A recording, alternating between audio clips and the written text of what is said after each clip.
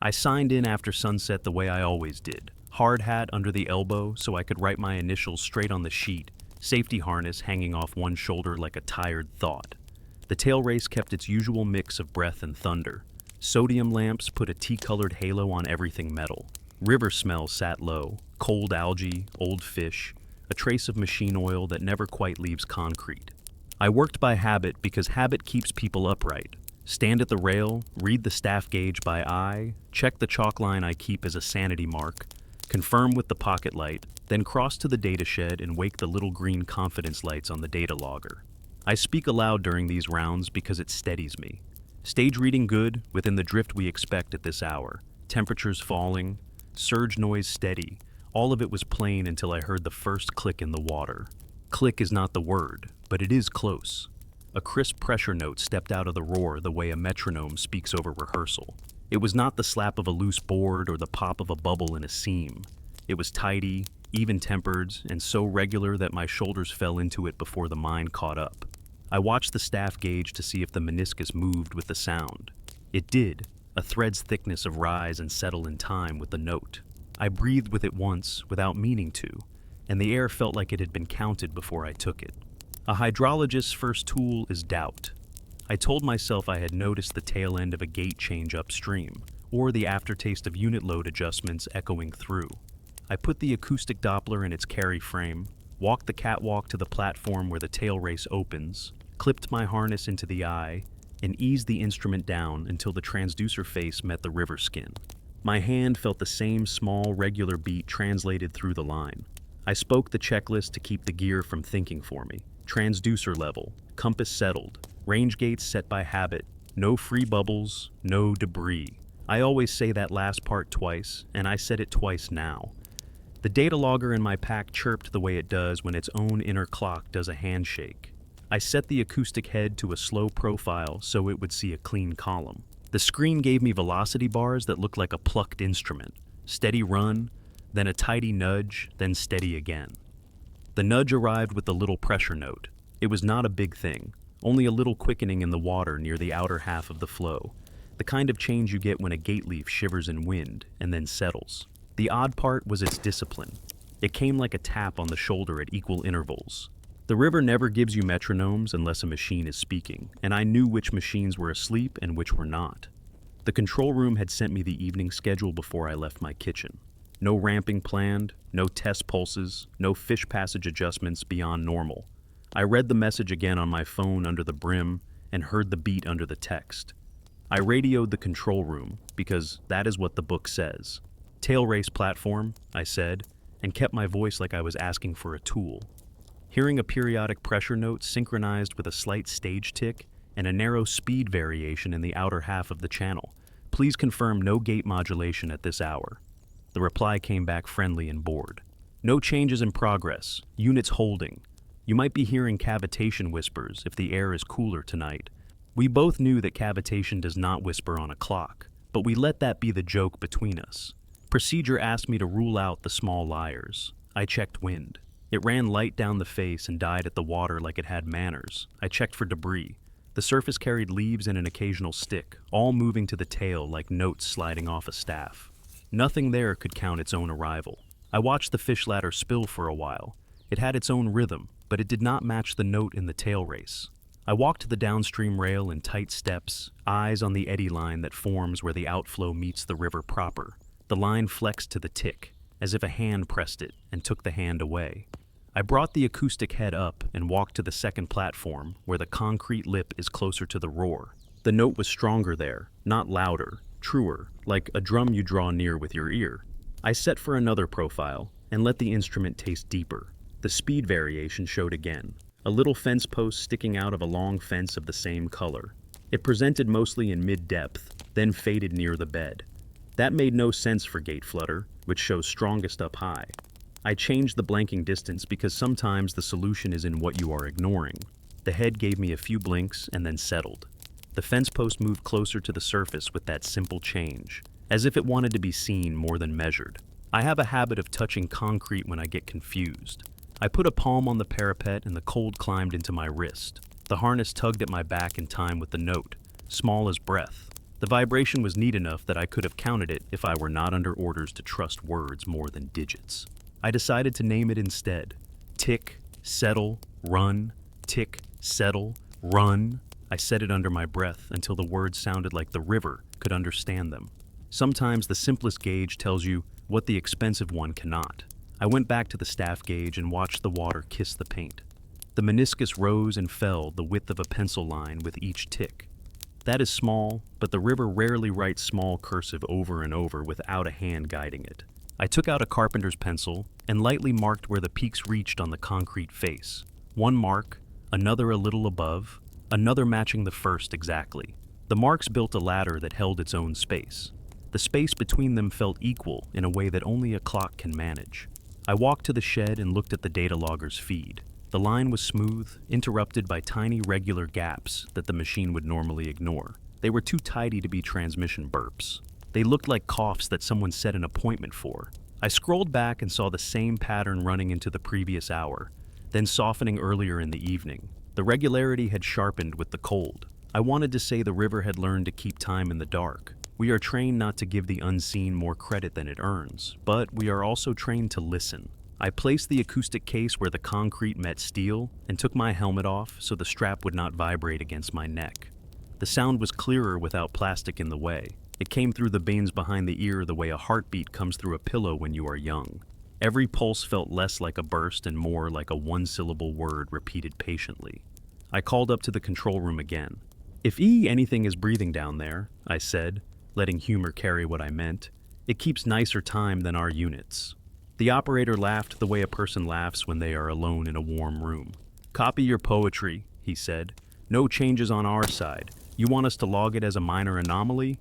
I said yes and gave it a clean name for the record. Periodic tailrace pulse heard, coincident small stage tick, mid-depth speed nudges, no visible debris, no wind cause.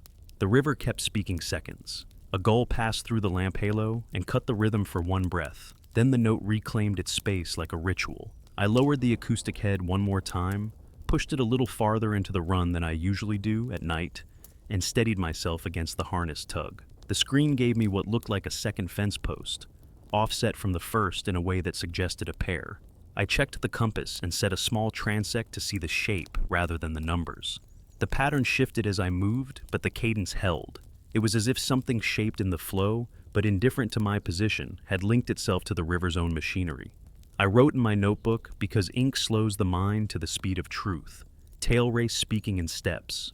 Staff gauge kisses rise and settle with each note. Acoustic shows mid-column coaxed forward in a tidy breath. Datalogger shows deliberate gaps, like held silences. No ramps or tests. Air colder. Concrete carries the beat. If this is mechanical, it is a machine I do not have on the list. If not mechanical, the word I do not write down is listening. By the time I closed the notebook, the note had moved a little closer to my own pulse.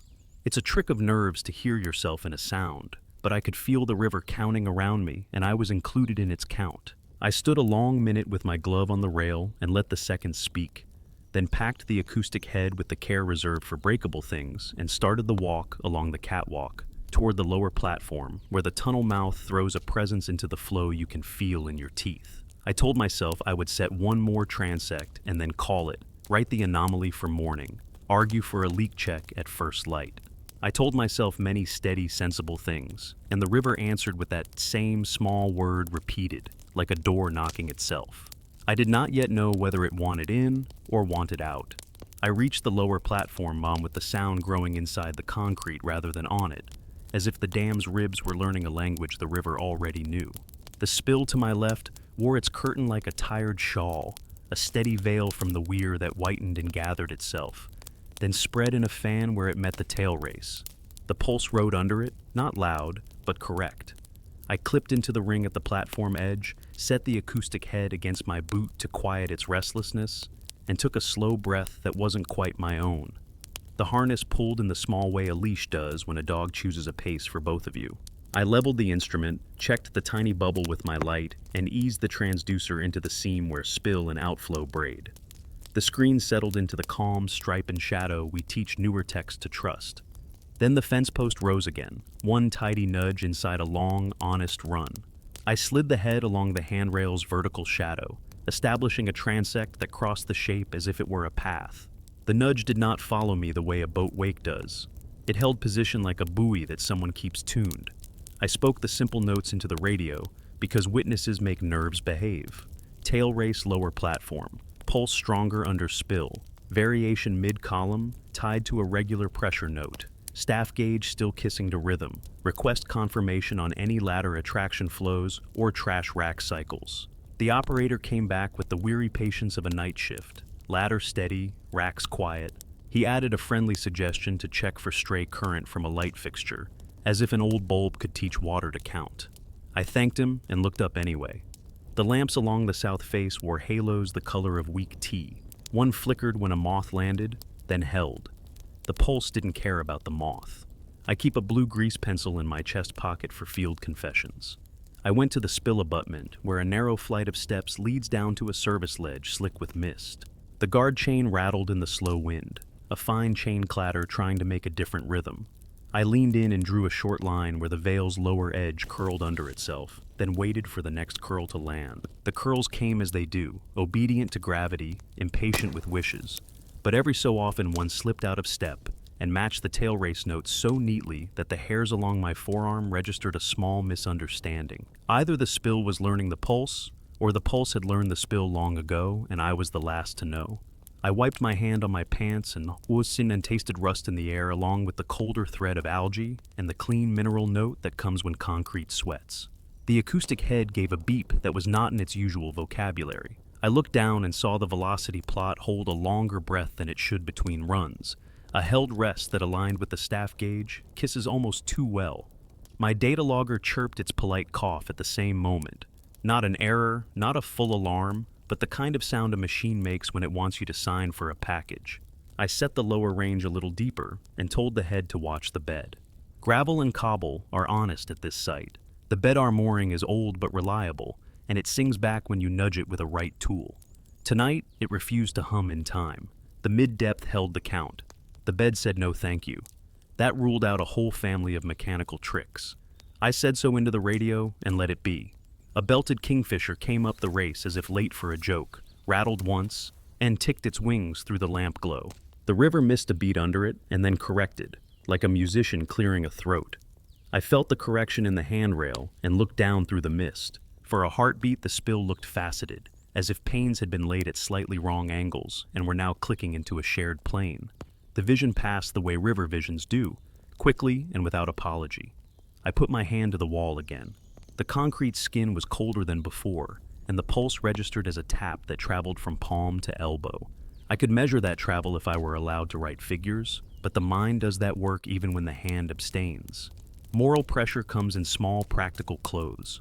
Protocol wants me to keep myself safe first, equipment safe second, data safe third, and mysteries welcome only if they do not crowd the rails. I told myself I'd give the anomaly one more clean pass and then report the whole thing for morning. I set the head a little upstream against the spill's tongue to feel the throat instead of the mouth. The instrument hesitated before it took the reading, a delay I have never liked. Then the display showed 2 fence posts with a space between them that seemed not to belong to the river I knew. I nudged the head left, then right. The space held its own shape, as if the water were bracketing a silence. The pulse spoke on either side of it. In the middle, a pause too crisp to be chaos. The datalogger's trace drew a thin line of empty time. Not a dropout, not a communication skip. A clean, absent strip that made the surrounding record look more present by contrast. I breathed, and the breath returned late, as if my ribs were on the wrong side of the glass. That is the kind of sentence you do not put in a report, so I spoke the neutral version into the radio instead. Observing apparent phase window under spill where pulse does not register. Possible interference pattern, no visual debris. Request later review of unit blade pitch records for unlisted modulations. The operator said he would flag it for the morning engineer and asked if I needed a second on platform. I said no, not yet, and felt the lie sit on my tongue like a coin. I made myself do the mundane thing. I walked the length of the spill parapet, checking each drain for clog, each lash point for rust that might ring when struck by spray, each light for a loose housing. At a corner where the wall changes angle, a drip line made a string of wet dots, and each dot arrived on the same count as the tail race note, until my presence rearranged the air and they slipped out of phase. I stepped back and watched them find the count again. It was like guarding a metronome from drafts. Back at the staff gauge, I marked another slim rise with the pencil, then compared it to the earlier ladder of marks. They were not where I would expect if a gate leaf were fluttering. The pattern had a patience to it, a roundness, as if the river were counting in a mode I do not use.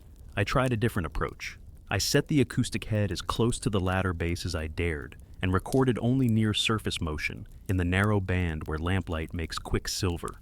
The plot showed the nudge first, then the note. Upstream had spoken, and the downstream face replied with the stage kiss a moment later. Cause and effect kept a little courteous distance, like dancers who know each other and choose to be polite in public. I would have gone inside then if not for the smell that arrived without warning. It was not fish, not oil, not the sweet mold that lives in damp cabinets. It was dry and papery, a faint hint of warmed fiber, the way a legal pad smells under a desk lamp near the end of a long shift. The night did not own that smell. The river certainly did not. It was here and gone in a breath. The pulse did not change for it, but my attention did. I moved to the grate over the access tunnel, where service air rises, and snagged the edge with my glove to feel the draft. The draft kept time with the pulse, as if a lung had been hidden in the dam and was pleased to be found. I am not reckless. I signed the access log using my lamp as witness and descended the first flight toward the tunnel mouth, keeping the radio open and my boot falls inside the rhythm to keep my nerves from inventing new beats. The tunnel smell was the familiar mix of damp concrete, old rubber, a breath of ozone from the lighting, and the clean sting that means the metal is holding its temper. Under all that, a thread of the dry paper scent persisted, easy to lose, hard to deny. The pulse filled the passage without getting louder. In a place like that, the sound shows you its shape. This one was round and present, like a cheek leaned against the wall from the other side. I stopped before the lower gate, because discipline lives in where you stop. I set the acoustic case down, pulled the strap straight as if it were a line in a survey, and listened. The river counted beyond the concrete in the same patient voice. The spill matched it like a choir taught by ear, and my datalogger clicked on the pack frame with the shy pride of a junior observer who knows they are watching something groan.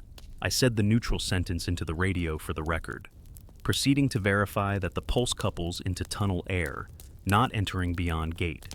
Will return to platform after one pass. The operator said copy in a tone that waited for me to add a promise. I chose a small one. 2 minutes and I'm back. I hate lying to gear. I stood there, glove on steel, and the pulse spoke through the gate. It did not knock. It breathed.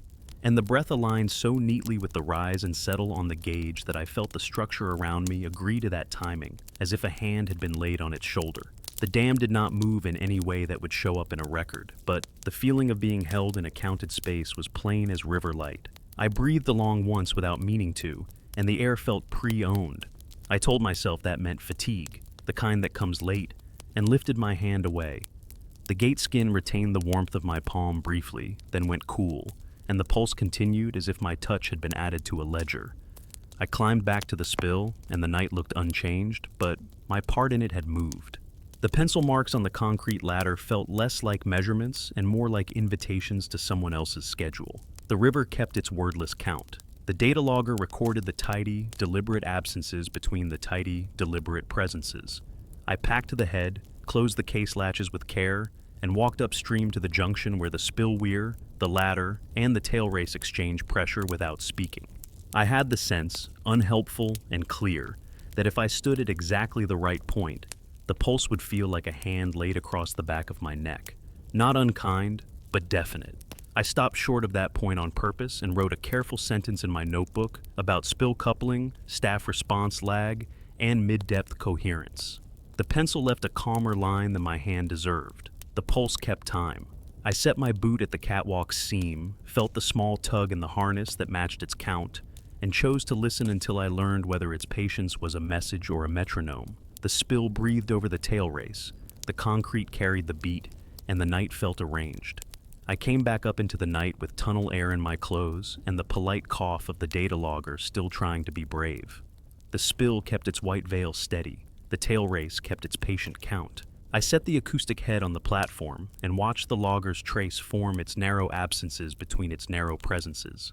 The pattern felt like a lesson I had been too busy to hear.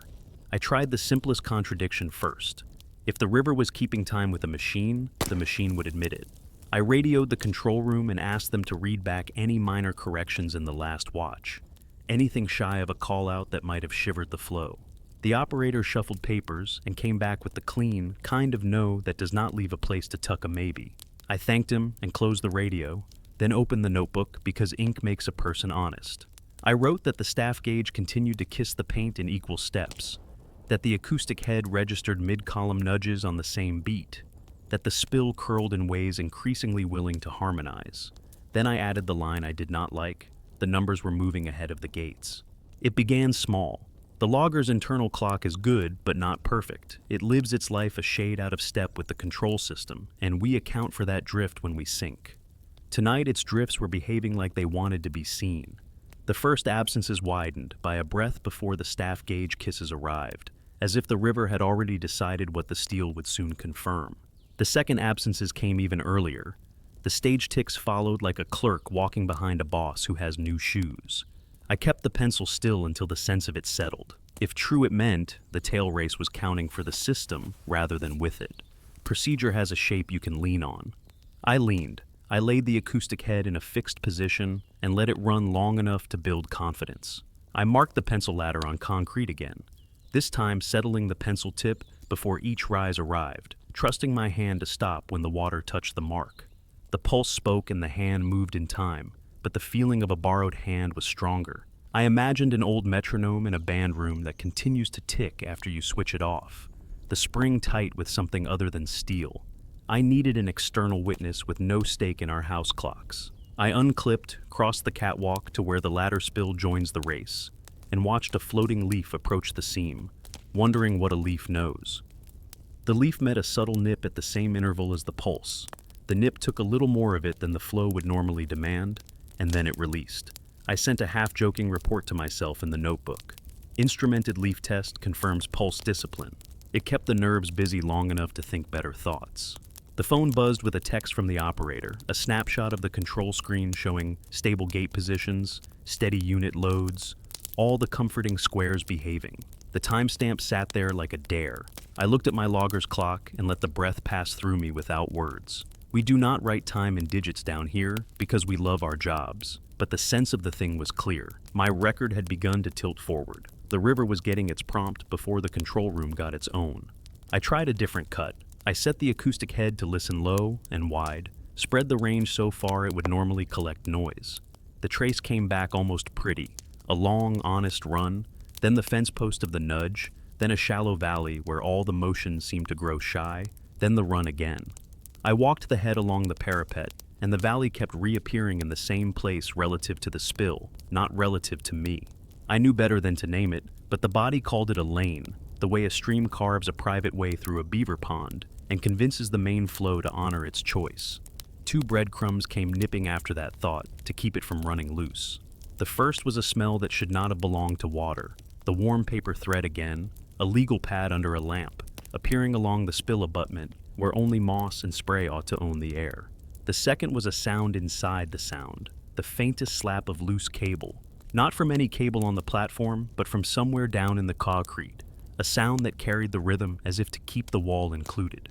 I put a palm to the parapet, and the pulse traveled up the arm with the small courtesy of a handshake.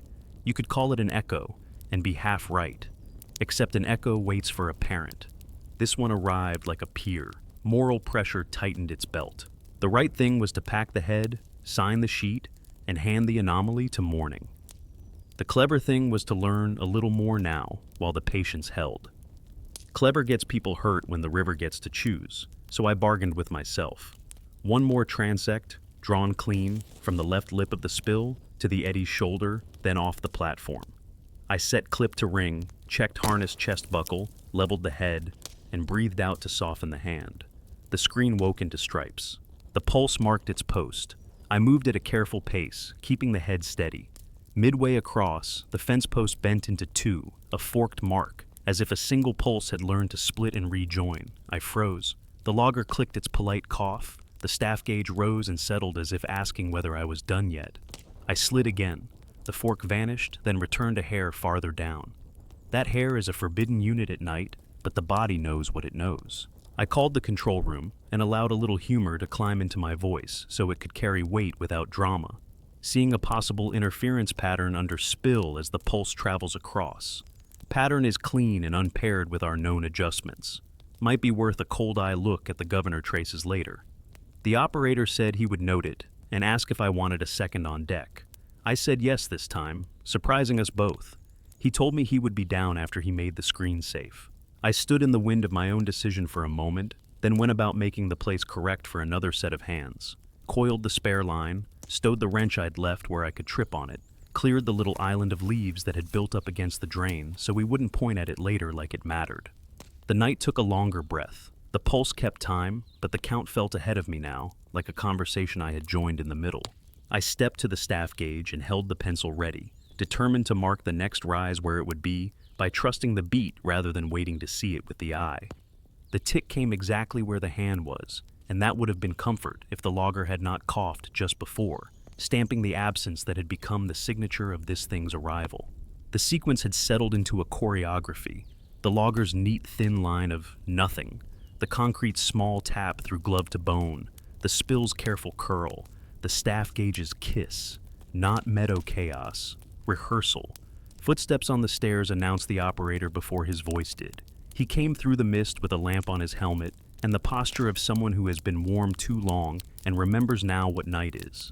I gave him the short version because he has a family and a drive home. He put a palm on the rail, felt the tap, and made a face that did not belong to humor. We stood side by side and let the beat pass through us. He said nothing, which is the best thing a person can say when data is trying to become meaning. I handed him the headset of the acoustic and pointed to the space where the fork had appeared. He steadied himself, moved the head, watched the screen, nodded once, then twice, like a person listening through a wall and hearing a child sing the same line over again. He lowered the headset and spoke low, as if the river would mind. If a person were building this from machines, they would be proud of the regularity, but we are not building it. He smiled to take the sting out of that sentence and failed. He asked whether I had checked the ladder pumps for cycling. I said yes. He asked whether I wanted him to call the morning engineer. I said not yet, because I wanted one more piece, the kind that decides which drawer the story will live in. We walked to the place where spill, ladder, and tailrace share pressure without talking about it. I asked him to stand with his back to the wall and count silently without numbers, just the idea of equal steps. We both counted this way, eyes on the edge where dark water turns silver under lamp. After a while, the count shifted under us. The beats did not speed or slow, our bodies did. The river kept time. We were outpaced. That was the drawer label I had been afraid of. Numbers outpaced gates. I felt that warm paper scent again, the smallest thread of it. Exactly at the moment, my skin noticed that the harness webbing had warmed against my back with the pulse. The operator looked at me the way people look at each other when something private suddenly includes both of them. We could say nothing that would sound right on a report. I said the thing a book would accept. We have a persistent periodic anomaly manifesting a structured stage variation, coherent mid-column velocity nudges, and a coupled spill response. Sequence order suggests riverside initiation preceding mechanical confirmation. He nodded as if papers might one day be written and carefully not read. Then he asked the question that marks the point where a shift becomes a story. Do we shut something? Shut nothing yet. We both knew the scale of harm that can come from correct concern at the wrong hour. I said we would close only our own ways out if we began pulling levers without understanding which side of which door this rhythm belongs to. He laughed once in relief and adjusted his helmet. The pulse spoke on. I chose to set the acoustic one last time deeper in the seam, reach farther than I liked with the arm that keeps me employed, and confirm whether the fork would return in the same corridor. It did, holding a space that refused both of our clocks and kept its own. We stood and listened until the listening felt like work. Then we stowed the head, tightened straps, and began the walk toward the gatehouse where the service board waits like a patient schoolteacher. The pulse came with us along the concrete, polite as always, and the logger clicked its little acknowledgments as if it were being taught to nod. I felt the night settle around us in an arrangement I did not recognize, and wrote one last sentence on the way in, the kind you put down clean so you won't lie to yourself later. The river is keeping something's time, and we have joined the band without being asked. We lingered long enough on the platform to let the quiet parts of our minds catch up. Then the operator and I walked into the gatehouse where the service board lives like an old librarian, gentle until you try to remove the wrong book. The board held its tidy lamps and done-looking toggles. Nothing there admitted to a pulse. We opened the log cabinet and added a clean entry with the language that lets later eyes find their place. The room warmed our jackets and made the night feel like a story told about somewhere else. That effect is a trick of heated air. You can't let it pick your decisions. I asked for the tunnel keys, signed the card that says you remember the rules, and we went back out into the breath of the spill, where the white veil kept its patience and the tail race kept its count. The operator looked at me as if to name the next step for both of us. I did not want to enter, and I did not want to leave it to morning. I settled for the narrow middle. We would go as far as the inner landing and make the tunnel speak without opening anything that would admit regret. The access door gave its routine resistance and then yielded with a sigh from the seal. Tunnel air climbed the stairwell like a careful animal, cool, mineral, weighted by damp, threaded with the faint dry paper note we had learned to catch and then doubt. We kept our lamps low because high lamps make confident lies on wet concrete. The pulse filled the passage without getting louder, which is how you know a sound has a home. Our boot falls told their own rhythm. The tunnel answered with its set count and let our steps ride between like small boats between pilings. The operator's breath fell into the dam's tempo after a minute, and he did not like noticing that. I put a hand on the handrail to give my nerves an object and spoke a plain checklist to anchor us. Gate shut and dogged, vent grates clear, light housings intact, no trickle lines where none should be. He added a few items in an even voice, naming cable trays, junction boxes, lift points. The act of naming what is present chases away the impulse to name what is not. At the inner landing we met the lower gate, broad and patient, skin damp with a fine sweat that leaves no drip marks. I set the acoustic case down and pressed my gloved palm to the steel. The pulse came through in the small way you feel a cat walk past you in the dark. Not pressure hammer, not blade tremor, a count willing to be held by a body. The operator leaned beside me and made the face people make when they hear a tuning fork declare itself. I lowered the lap belt of the case and took out the head. We do not take water readings in this confined air under most circumstances, but the head is also a gentle stethoscope if you treat it with respect. I held the transducer plate against the gate skin and closed my eyes. The display, set at a narrow band, gave only noise as it should, yet the case itself carried a thin, sweetened vibration at the pulse interval, like bone listening to bone. I set the head against the concrete J next to the gate and felt the same neat speak return. The tunnel breathed and the breath belonged to the same clock that moved the gauge. We made a pair of careful decisions and wrote them aloud so they would not grow into a myth later. First, no entry beyond the gate, not tonight, not tempted. Second, we would test the coupling to air deliberately. I moved to the vent where service air rises, held a strip of survey tape in my fingers, and let the draft write with it. The tape lifted and settled on the pulse the way a field of wheat takes wind in lines. The operator took a second strip and tried to make it disagree. It would not. I logged that silly tape like it was a tribunal's finding. The smell strengthened by a whisper at the landing, a dry, lamp warm odor that belongs to paper and patience, not water and steel. It arrived with the count and left with it, like a held breath answered by another. I told myself that conduit insulation can mimic that smell on the right day. The pulse does not schedule days. The operator bent near the floor to sniff the weeps. Those water threads smelled like rivers as they should. The paper note lived higher, against the skin of the gate and the edge of the airway, almost like a person had once worked a desk here and forgot to take the room with them. We rested our backs to the wall and let the pulse pass through more of us than felt neat. The datalogger ticked at my shoulder, with its discreet cough before each arrival, as if the machine had chosen to put down a chair and a placard that read reserved. The order asserted itself again. The logger's shy acknowledgement of absence, then the touch in the concrete, then the sense of moving air, then the idea of water, then, at the far end of this arrangement, the staff gauge's mild kiss. I wrote that sequence in my notebook in the plainest words I own, so a person unafraid of lamplight could read it later and not hate me. We ran the most boring tests we could imagine. Boring saves lives.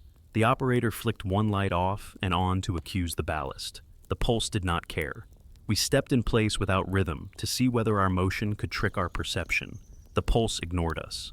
I took my helmet off, then on, to change how the bones carried sound. The count did not move.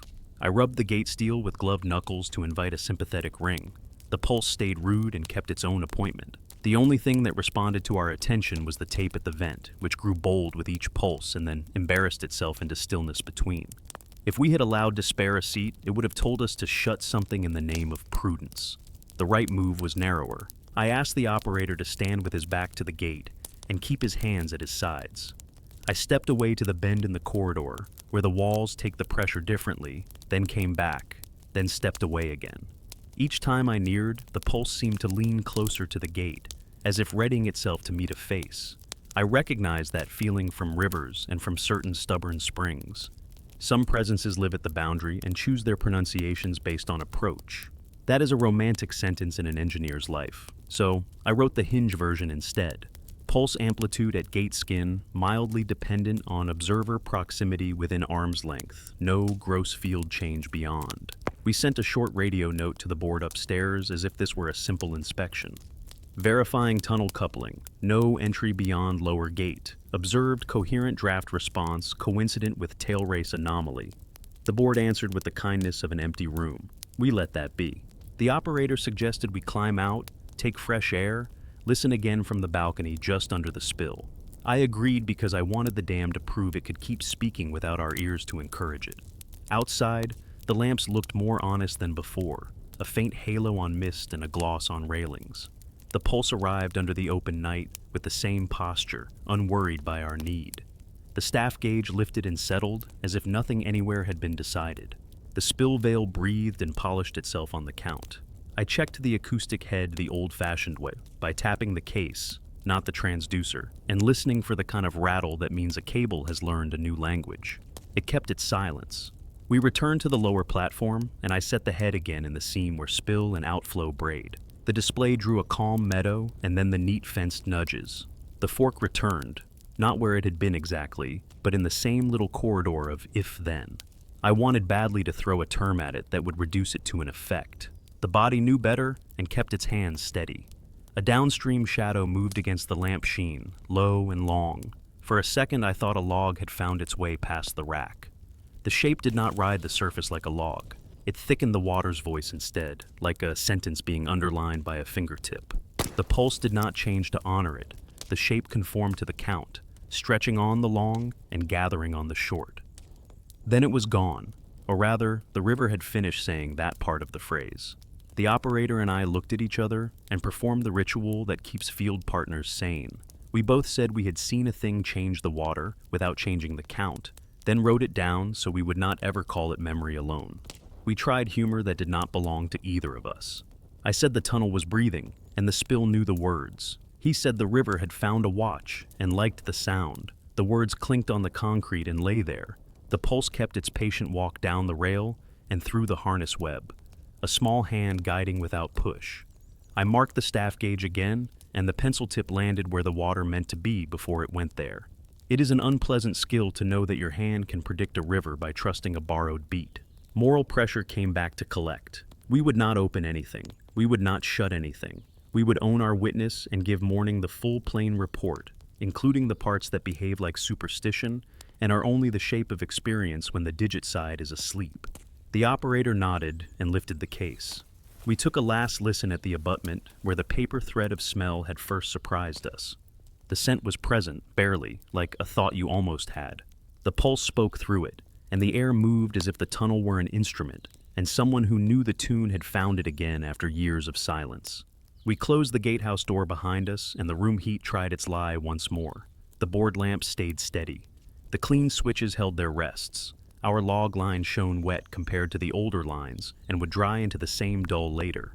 I looked at the keys in my glove and set them back in their slot with the care you give things that belong to a house.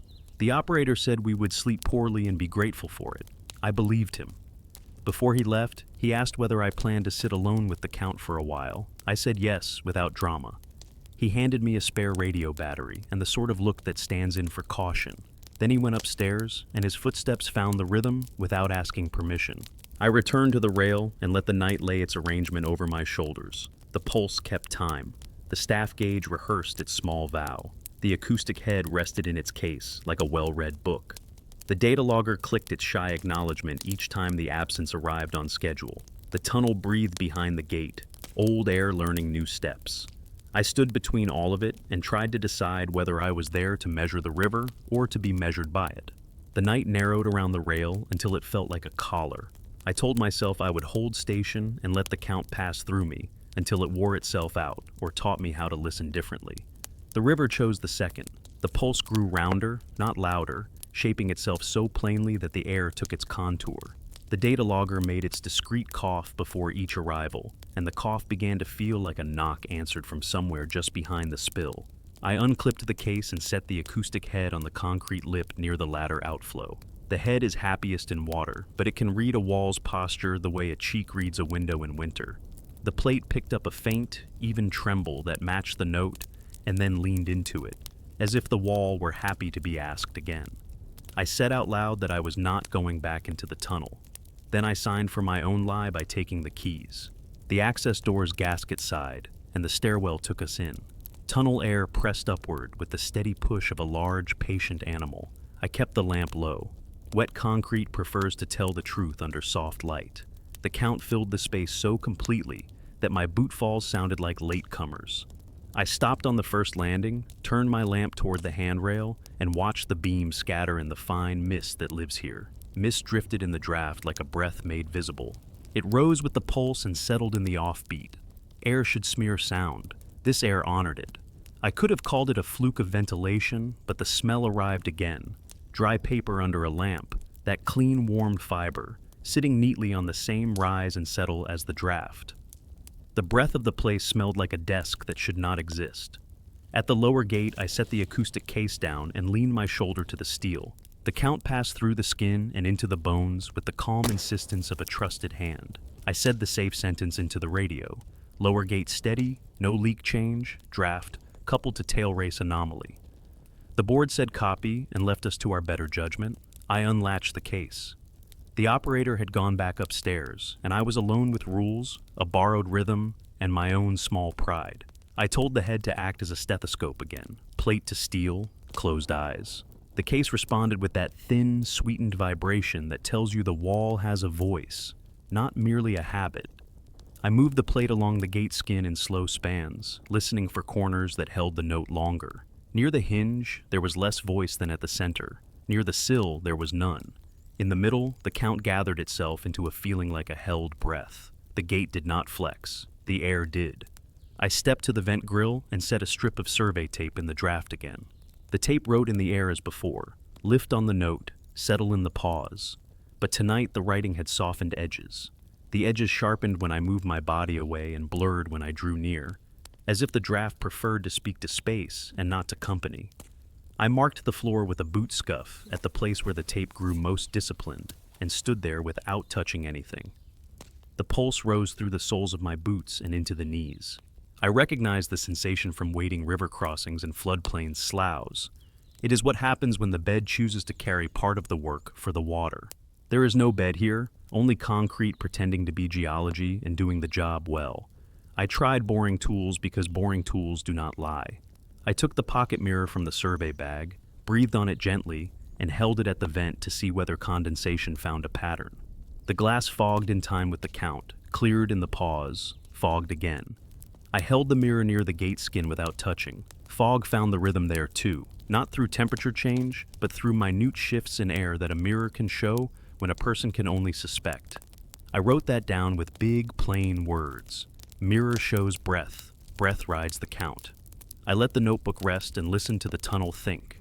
Under the count there was a sound that did not belong to flows or fans or cables. It resembled a pencil set back into a tray, a soft place and release that arrived between beats like a private punctuation mark. The sound had no source I could point to. It existed in the space, not at an object. I tested the thought by rubbing knuckles along the gate frame to summon a ring. The pencil sound ignored me and kept its place. I turned the lamp off and gave the tunnel darkness. Darkness stripped away friendly varnish. The pulse remained, and the pencil sound kept its appointment, mild and tidy. I spoke once into the dark to give my ears something to bounce on. The tunnel returned my voice with the smallest of delays, and the delay felt wrong by a fraction that a clock would love. I knew it not as a figure, but as a tug in the balance. The place had learned to place its echo just late enough to be noticed by a person who lived by water. I turned the lamp on and found my breath already moving in the tunnel's meter. That would be fine if the instrument were a song. It is less fine when the instrument is a house of steel and concrete, restraining a river. I touched the radio button, but did not press it. The right words were too far away to be of use. I did something humble instead. I took the staff rag from my pocket, the one I use to wipe the gauge glass when spray gives it opinions, and set it over the vent grate. The rag lifted and settled like a careful lung. After a few rounds, it held its rise for a breath longer than the count, then apologized and returned to discipline. I stood there blinking, while the simple cloth taught harder lessons than my instruments had. I climbed 2 steps toward the service curve where the tunnel bends and listened from that crooked spot where sound finds new angles. The pulse rounded the corner without changing, which should have comforted me. It did not. On the wall at elbow height, a slim hairline of damp had dried into a pale crust you could miss if you believed the paint more than your eyes. Crust does not follow music, yet this line thickened at equal intervals along its run, like an old ledger that forgot numbers and remembered their spacing. I touched one thickened place and felt nothing new under the glove. I felt plenty in the spine. I put a dot of pencil over it and stepped back to see whether the mark looked foolish. It did. I left it anyway. The taste in the air turned metallic and then remembered itself into the papery thread again. The papery note makes me think of late hours and a desk buddy who tends a lamp beyond kindness. It is not a river smell. I let the next sequence pass through without acting. The count arrived. The little pencil sound made its quiet courtesy. The mirror fogged and cleared. The rag breathed. The wall carried the tap. The datalogger in the pack coughed when its gap arrived. A baby sound in a cathedral. The order had become a liturgy, and I felt unfit for the priesthood. Enough. Back to the rail. I closed the case gently, ran a thumb over the latch as if to apologize to the metal for making it complicit, and climbed out. Night air tastes true after tunnel air. The spill kept its veil and its polish. The staff gauge glass needed no wiping to show me what it felt. The ladder of pencil kisses had grown into a quiet story. I added another line where the rise would be, and the river arrived to meet it. That trick should have pleased me. It unseated me instead. I set the acoustic head again at the seam and drew a long transect while the harness held me honest. The fence post of the nudge stood where it belonged. Then it forked again, not as a blur, but as a choice. I slid, and the fork collapsed and returned like a swallow learning a new turn. I spoke the observation into the radio because a person alone needs witnesses more than answers. The board answered with silence that carried the meaning of good faith. They were letting me do the job, or letting me believe I was. Both mercies feel the same at this hour. Downstream, a swirl gathered, where outflow meets slack and held its shape for longer than swirls prefer.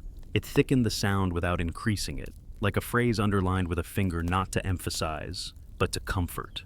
The swirl then let go and rejoined the field as if embarrassed. I wrote in the notebook that the river had learned a small eddy that kept its own count and then remembered its manners. I recognized that sentence as ridiculous and kept it because sometimes ridiculous is the short path toward the drawer where truth will later sit. The warm paper smell walked the abutment at my side and then made the smallest visitation on the rail itself. A ghost of sunlit fiber in a place that has never seen a sunlit desk. I placed my palm on the metal and felt the familiar small tap. The tap and the smell shared a rhythm for half a minute, and then drifted apart with the civility of colleagues who prefer separate lunches. The datalogger clicked its seat marker. The spill agreed to the count with a little flourish at the curl that made me think, not kindly, of a bow. I made myself imagine the morning engineer reading my lines with coffee, and the good patience of someone who trusts both math and bodies. I repeated the plain phrases until they felt like a net strong enough to drag the night into day without breaking. Tailrace pulse persists. Staff gauge continues regular small rises. Acoustic shows coherent mid-depth nudges with occasional split. Tunnel air breathes on count. Mirror confirms. Odor note coincident with pulse appears and fades. Datalogger's pre-arrival gap repeats. No mechanical changes from control. Sequence suggests riverside initiation. The lines looked like the truth a person can own without being laughed out of lunch. I had not noticed the fog begin on the water until the lamps turned silver into milk. The fog lay low, hugging the tail race, and moved in sheets that had learned to fold at the same count as the pulse. Fog is mischievous and will stage a dance to any beat you bring. Tonight it seemed happy to dance to this one. In the fog, a darker band appeared and held its width as it moved, a lane cut by nothing I could see. The lane slid toward the spill and paused where the fork likes to visit. Then the lane's far edge pressed against the concrete with a care that felt like a greeting carried across a room. I stepped back without thinking and struck the heel against the parapet, letting the pain return me to the animal facts. Belt tight, clip secure, river down there, me up here, job to do. I wrote a line I knew I would have to defend. The tunnel seems to breathe, and its breath arranges the air and the surface in ways that make patterns too neat for faith and disorder. I crossed the words seams and faith as penance. I added the chemist's version, observed coupling of pressure oscillation across spill, air, and concrete, coherent phase relationships, non-mechanical origin suspected. The page did not protest. The night did not either. The pulse kept its patience and its courtesy, tapping the harness web, lifting the fog, kissing the gauge, waiting for me to choose which drawer to place it in. I chose a narrow drawer labeled Now. I set the acoustic head in the seam one more time and let it watch without me steering. I placed both hands on the rail and pressed the mind quiet. The fork arrived and did not collapse. It held, as if two ticks had learned to speak together without losing their one voice. The warm paper scent touched my cheek and departed. The datalogger coughed and then, for a beat, forgot to. The staff gauge rose and settled and rose again sooner than my hand expected. A delayed echo from the far wall spoke back a small no that turned into a yes by the time it reached me. The tunnel breathed behind the gate with the patience of tide. I stood in that arrangement and admitted that whatever kept time here was not waiting for our clocks. It had learned its own and borrowed ours when convenient. I closed the case with clean latches, wrote one last line for the night in the letters calmer than the body deserved, and told the radio I would stay until dawn or until the count changed its mind. The board said take care. The river said nothing and kept time. The river did not change its mind, so I changed mine. I told the board I would step off the platform for a comparison check at the old gauge upstream of the spill, a courtesy reading that gives comfort when downstream begins to feel like a story. The path along the wall is narrow. The harness line made its small arguments with each bolt head and then forgave me. The air there is cleaner of mist and carries more of the dam's bone than the river's breath. The pulse followed anyway, which is the part I had hoped would not be true. The staff gauge at the upper recess is a quiet friend. I wiped its glass with the rag, held my light where glare would not lie, and watched the meniscus. The rise and settle was subtler at this quiet face, but it was there, delayed by a grace note. Downstream speaks, and then upstream nods, as if manners were at stake. I felt that in the knees, and let the thought stand without throwing names at it. On the way back, I paused at the ladder outflow and watched the small curtains that help fish choose courage. They answered the count like a class of school children tapping a desk with the ends of their pencils. Not perfectly, but with an infectious intent. The warm paper scent laid itself across that thought, faint as the end of a long memo, then folded into the river air. I lifted the radio and asked the board for indulgence. A short test, I said, words chosen like stepping stones. I would like, with your leave, to trigger one cycle of a harmless thing and see whether the count makes room for it or makes a rule of it. The board sat quiet and then agreed to a small act that wouldn't set the morning engineer's teeth on edge. We would blink the ladder pump, half a breath at most, just enough to nudge local flow without waking paperwork. The operator held the switch like a dove and looked at me. I nodded. He touched and released. The river did not flinch. The ladder curtain jittered in a way that belonged to pumps, and then the jitter settled into the larger patience as if it had found its place in a hymn. The pulse did not admit the event. The staff gauge kept its small kiss. The datalogger made its discreet cough just before, claiming the moment for itself as if to prove nothing human had been required. I wrote the clean sentence because messy ones have a half-life. Controlled microchange at ladder does not perturb periodic anomaly. Sequence order unchanged. Logger pre-arrival gap persists. The board thanked me for the restraint, and I thanked the board for doing nothing more. Wind came up from downriver as if a larger room had opened a door. The spill veil fattened, and then thinned in time with the count like a lung learning to sing quietly. The acoustic head seemed to feel the draft through the case. The latch sang a tiny sympathetic rattle, and then made itself still. I took that as a request. I set the head at the seam and drew a long, slow transect, the kind that makes a graph look like the inside of a well-kept orchard. The fence post rose where it liked. Then, without my encouragement, it braided, two neat uprights with a space that felt less like absence and more like a lane reserved. When the fork held rather than collapsed, the spill's curl grew courteous, forming a lip that matched the cadence as if given a count-in. I steadied the hand and whispered the tally for my own spine. Logger breath, concrete tap, draft lift, surface curl, gauge kiss. The river had built itself a sentence, and the dam had learned to pronounce it. Moral pressure arrived in a uniform. Up at the board, a courtesy light blinked the color that asks if you are well. That lamp means nothing dire. It is the house asking whether the eyes at the rail remember the policies they signed. I answered aloud to the empty stares that yes, I remember, and no, I would not chase the pulse through a gate to flatter my curiosity. The policy did its job and removed one door from the list of foolish options. Another door opened anyway. Downstream, a fog band pulled itself taut across the race like a string drawn between pegs. It quivered in place, then drifted toward the seam where I knew the fork would be. When it reached that corridor, the band thinned in the middle and widened at the edges until it resembled an old ledger page bleaching around fingered corners. The smell came with it, a warmed fiber thread, and the band rested there as if reading. I told the board what I was seeing in language safe for coffee. A surface feature aligning with the anomaly corridor, apparent phase preservation across air and water interface, odor coincident with peak intervals. The board let me be and put faith in the part of the job that does not bear headlines. I touched the rail, and the harness tugged in the familiar small way, a clock at the shoulder. I was not the only thing listening. Something in the house listened back. The handrail carried a new texture, not roughness, not corrosion, but the feel of a string pressed lightly to a fret and released on the count.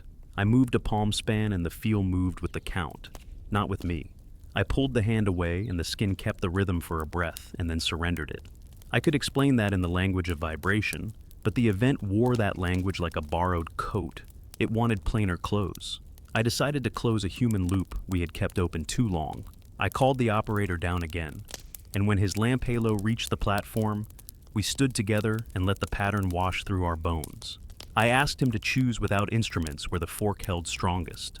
He chose the same spot I would have drawn from memory. We set the acoustic head there and let it wait. On the display, the split remained as neat as a two-part harmony. He tried to ruin the symmetry by shifting the head, by breathing intentionally off the count, by tapping the rail with a key. The pattern appreciated the effort and allowed it to pass across the surface of things, then resumed its posture with the patience of tide. Upstream, a small clatter announced a rack screen clearing itself somewhere, the polite scrape and thump that keeps driftwood from becoming law. The pulse did not include that noise in its family. I was grateful. It proved that the count was not merely hunger for any rhythm. It had favorites. The operator said the sentence that takes a body from watchful to chosen. If we ask it to stop, what do we think we are asking? I looked at the gatehouse as if it might answer. A shut command is clean on a board and expensive in a river. I said the safe thing. We are not asking. We are measuring. He nodded and did not believe me. I needed something coarse enough to shame a pattern, if it could be shamed. I took the coil of throw line and, carefully, tossed a loose loop into the near edge of the race where it could not foul anything that a lawyer would miss in a photo. The loop lay on the surface and adopted the count like an eager student. On each rise it shortened itself. On each settle it slackened. When the fork passed below it, the loop leaned open on one side and narrowed on the other, swapping shoulders like a dancer who knows both parts. I brought the line back in with the patience such experiments demand and set it at our boots. The cord kept a ghost of the rhythm for a few breaths and then forgot. The operator and I did not forget. It is possible to frighten yourself with your own care. I took the notebook and wrote plain lines because plain lines build stairs. Anomaly persists and is indifferent to minor house changes. Coupling remains coherent across surfaces. Evidence of prearranged sequence suggests non-trivial source. Indicators now include tactile fret-like rail vibration, fork stability under wide transect, fog lane adherence, fallible human loop captured and released by line test, odor thread intermittent but phase true, no mechanical blame available without invention. Recommendation at dawn, controlled tests under engineer supervision, including staged gate maneuvers, provided river conditions permit and wildlife passage rules hold. I kept my handwriting steady. I kept my sentences dull. Dullness is a gift. The night pressed in and the lamps gave back only what was polite to ask of them. We stood in the sound and felt it climb the bones and sit briefly in the soft parts where breath happens and where fear likes to keep its notes. The operator said he would fetch warm drink and a second battery, and I told him I would be at the rail when he returned. He left with the posture of a man who has learned to share disbelief quietly. When his steps faded, the count felt closer, not louder, closer, as if distance were a courtesy I had just been denied. The datalogger clicked its small cough and added a new quirk. Between two neat gaps, it let a single timid chirp attempt to be present, then struck it from the record with a kind of grace. The machine had learned to omit. That is not a sentence you put in a report, but it is one you remember when the house is old and talks. I looked down at the staff gauge and placed the pencil where the rise would be. The water met it obediently, then rose a hair higher, as if to correct my manners. I lifted the pencil and let the river teach the next mark without help. In the corner of the lamplight, a small shape moved just below the surface, too tidy for drift, too steady for fish. It did not cross the forked corridor. It slipped alongside and kept companions with the fog lane, dark against milk, a sentence underscored but not shouted. When it reached the seam, it paused, and the pause wrote itself into the curl of the spill, and into the breath of the tunnel, and into the tap that walked my wrist. Then the shape unmade itself into ordinary water, which is to say, it went where eyes cannot insist. That was the turn for me. I acknowledged aloud that I was not here to force a stop or to invent a motive, only to keep watch while the count declared its owning. The board rustled softly, a chair slid from upstairs, and the house cleared its throat the way buildings do when they remember the day is coming. I set the acoustic head in its case and closed the latches without haste. The harness tugged once, twice, then, and only then gave me back to my own weight.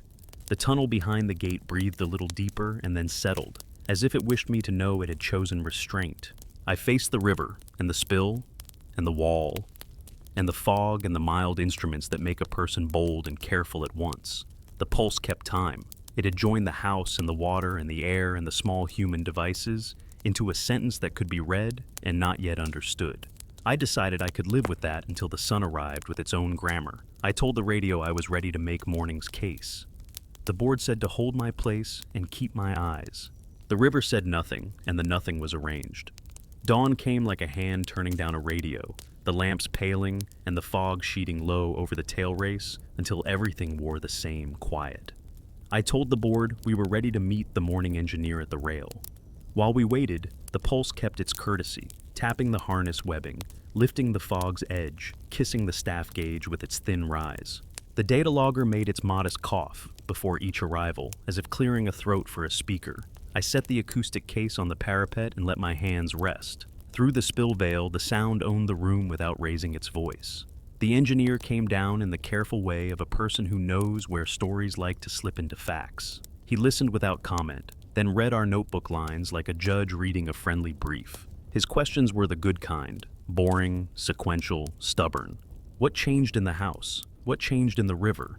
What changed in our own ears? I showed the pencil ladder at the staff gauge, the mirror breath on the vent, the forked corridor under the seam, the odor thread that arrived and left on schedule. He asked for the logger trace. I placed the screen where the lamp would not lie. The neat gaps looked back at us, small reservations written between honest lines. He let the silence work on him, and then proposed a narrow test with no drama and many witnesses. A staged gate move at the gentlest notch, nothing that would bruise fish passage or throw the river off its feet. We would time nothing by clocks. We would only watch the order of things. The board warmed to the plan because it respected the house. I felt the moral weight of touching levers at this hour and tested my breath against the count. My breath lost and learned to follow. The engineer looked at me as if to ask whether I could bear a piece of daylight truth if it favored steel over ghosts. I told him I could bear any truth that left our people dry. He called for the move. Upstream, a mechanism answered with the soft courtesy of a well-kept hinge. We watched the spill's veil. It thickened by a fraction. The tailrace note did not change its posture. It kept the tap. The staff gauge kissed and settled on its usual beat. Then the odd thing, the logger coughed its little absence of breath before the veil owned the change. The count held. The move found a place inside it rather than the other way around. The engineer's eyes flinched as if a figure had turned inside out. He called for the gate to return. The veil thinned obediently. The count kept its metronome. The sequence refused to bend.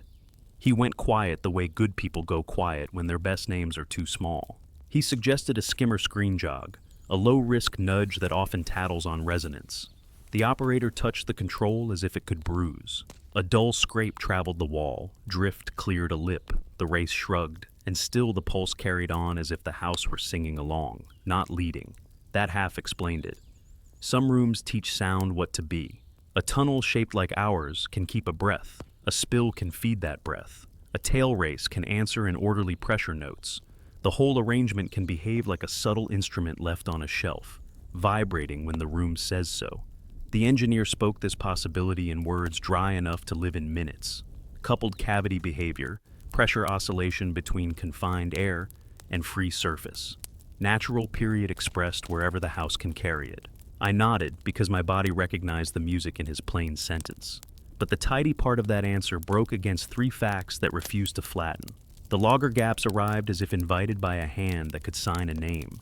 The odor thread of warmed paper persisted in the tunnel, and at the abutment even when wind shifted, even when we stood back and let the air forget us. And the corridor beneath the seam split and held like a fork in a road that no drawing could show, honoring the count more than the machines. The engineer did not smile at those details. He accepted them into the ledger like a man who has spent a life with water and knows it can obey physics and still keep a private room. Fog thinned as daylight took its job. In the new pale, the river showed seams we had guessed at.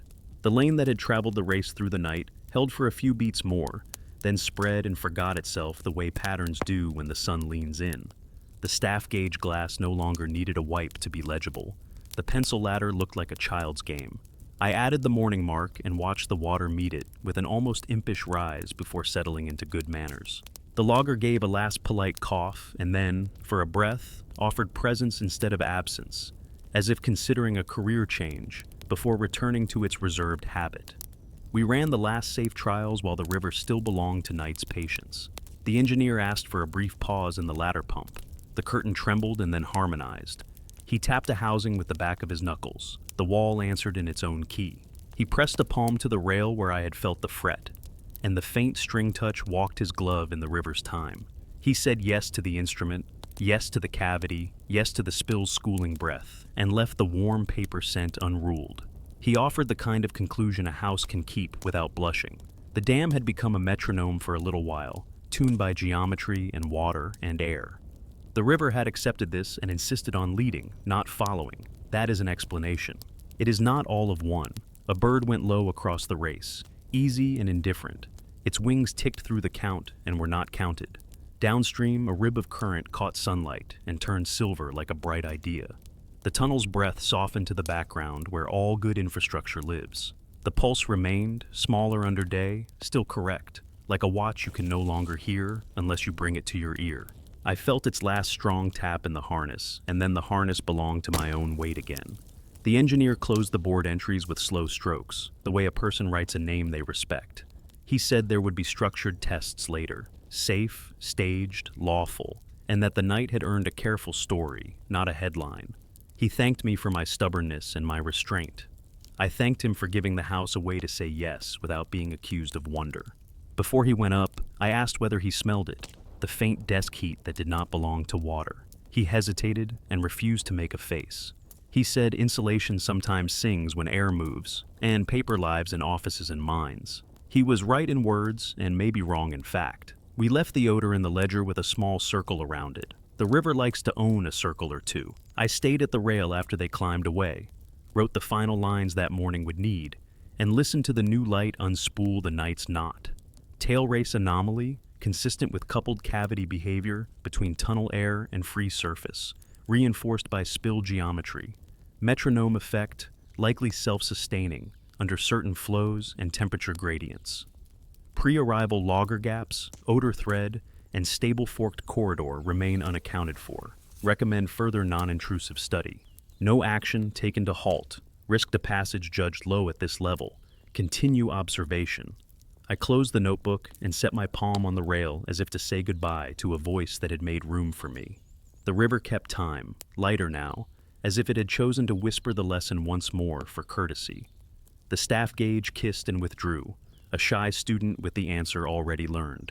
The tunnel breathed behind the gate with the self-effacing grace of a choir after the solo. The metronome of Whitewater ticked in my bones a moment longer, and then stepped back into the larger music where it belonged. I put the acoustic head away, latched the case, and signed the log with a steadier hand than I deserved. When I turned to leave, the fog had gone to ground. A band of sun found the seam where spill becomes river and wrote a clean line. In that line, the water moved without counting, yet I could still hear the house's patient beat if I leaned. I did not lean.